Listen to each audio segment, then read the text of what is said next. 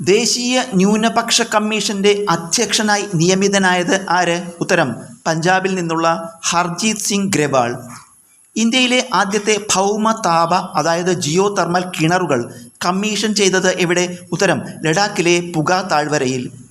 രാജ്യത്തെ ആദ്യത്തെ അംഗീകൃത ഡെങ്കി വാക്സിൻ ഏത്? ഉത്തരം ടക്കേഡ ഫാർമസ്യൂട്ടിക്കൽസിൻ്റെ കുഡെങ്ക ടാക് 003. കർണാടകയുടെ 25ാമത് മുഖ്യമന്ത്രിയായി ചുമതലയേറ്റതാര്? ഉത്തരം DK ശിവകുമാർ.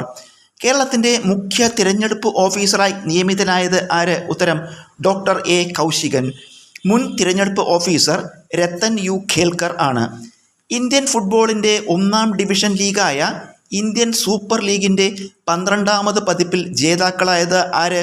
ഉത്തരം ഈസ്റ്റ് ബംഗാൾ.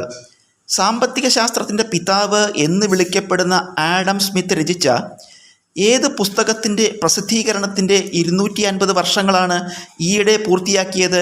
ഉത്തരം ദ വെൽത്ത് ഓഫ് നേഷൻസ്. രാജ്യത്തെ ആദ്യത്തെ കടൽ വിമാനത്താവളം നിർമ്മിക്കാൻ തുടങ്ങുന്നത് എവിടെ? ഉത്തരം മഹാരാഷ്ട്രയിലെ പാൽഘർ ജില്ലയിലെ കൊറേ ബീച്ചിനടുത്തുള്ള വധാവൻ തുറമുഖത്തിന് സമീപം. വാട്സാപ്പിൻ്റെ പുതിയ ആഗോള മേധാവിയായി നിയമിതനായത് ആര്? ഉത്തരം കുനാൽ ഷാ. നിലവിൽ സംസ്ഥാന തിരഞ്ഞെടുപ്പ് കമ്മീഷണർ ആര്? ഉത്തരം N ശേഷാദ്രിനാഥൻ. ലോകബാങ്കിൽ ഇന്ത്യയുടെ എക്സിക്യൂട്ടീവ് ഡയറക്ടറായി നിയമിതനായത് ആര്? ഉത്തരം നീൽകാന്ത് മിശ്ര.